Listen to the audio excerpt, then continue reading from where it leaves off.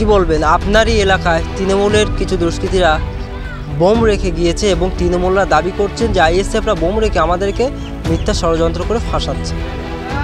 বিষয়টা হচ্ছে কি দেখেন, এই যে দোকানটা প্রায় 2 বছরের অধিক পড়ে আছে, আর এটা ভাঙড়ে যেটা শওকত মোল্লা করতে চাইছে, পঞ্চায়েত ভোট থেকে শুরু করে এখনও পর্যন্ত তৃণমূলের যে হারমাত বাহিনী তারা প্রত্যেক জায়গায় রাতের অন্ধকারে কারুর বাড়ির মধ্যে, কারুর দোকানে, কারুর রাস্তার ধারে দিয়ে মানুষকে ফাঁসানোর চেষ্টা করে।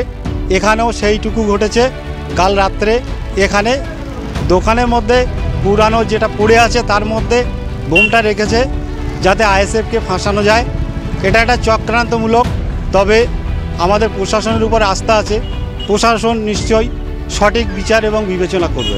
কালকে তো ভোট, তার আগেই যদি এলাকা উত্তপ্ত হয়, ভোটাররা তো বিপদের মুখে পড়বে না, সেটা তো অবশ্যই। সাধারণ ভোটার তারা তো ভয়ভীতির মধ্য দিয়ে এখন কাটাচ্ছে।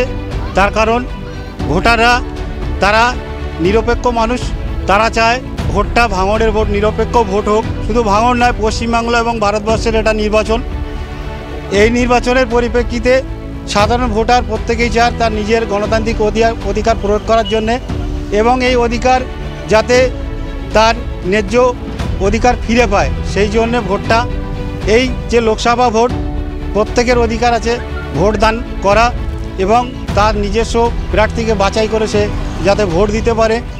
এটা নির্বাচন কমিশনের উপরে আমরা আস্থা রাখি এবং নির্বাচন কমিশনারকে আমরা বলতে চাই যে আগামীকাল 1 তারিখ যে ভোট, ভাঙড়ের বিষয়ের দিকে একটু যেন নির্বাচন কমিশনার লক্ষ্য রাখে। যেভাবে উত্তপ্ত হচ্ছে গোটা এলাকায়, শান্তিপূর্ণভাবে কি ভোট হবে?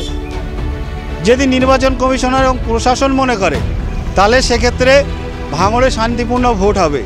আর প্রশাসন, নির্বাচন কমিশনার যদি আজকে এখানে যে সরকার আছে, টিএমসি সরকার, তাদের কাছে যদি বিক্রি হয়ে যায় তাহলে ভোটটা নিরপেক্ষ হবে না গো।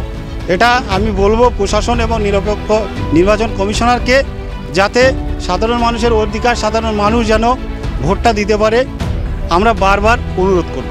রাত পার হলেই লোকসভা ভোট, কিন্তু তার আগেই গোটা এলাকা দখল করে নিয়েছে তৃণমূল কংগ্রেস। আপনারা এজেন্ট বসাতে পারবেন বলে মনে হচ্ছে? কি আশা রাখছেন? দেখুন, একটা বিষয় সেটা হচ্ছে জনগণ চাইলে প্রত্যেকটা জায়গায় তারা নিজেরা গিয়ে ভোটটা দিয়ে নিতে পারবে এবং প্রত্যেক দলের অধিকার আছে সে জায়গায় প্রত্যেক বুথে বুথে এজেন্ট বসানো। সেই ক্ষেত্রে আমার দল অবশ্যই বুথ কেন্দ্রে যাবে এবং এজেন্ট বসাবে। জেতার সম্ভাবনা কত? এটা জনগণের উপরে আমাদের আস্থা আছে। জনগণ যাকে মনে করবে তার উপরে ভোট দেবে এবং তাকে জনগণই জেতাতে পারে। আমরা যদি মনে করি যে ভোটটা আমাদের নুর আলম মহাশয় জিতবে, সেটা তাহলে ভুল হবে। তার কারণ এটা আমরা জনগণের উপরে বিশ্বাস করি, ভোটটা জনগণই দেয়। আমার নাম শরীফুল মল্লিক, আমি 148 এই বুথের পঞ্চায়েত সদস্যর সামনে।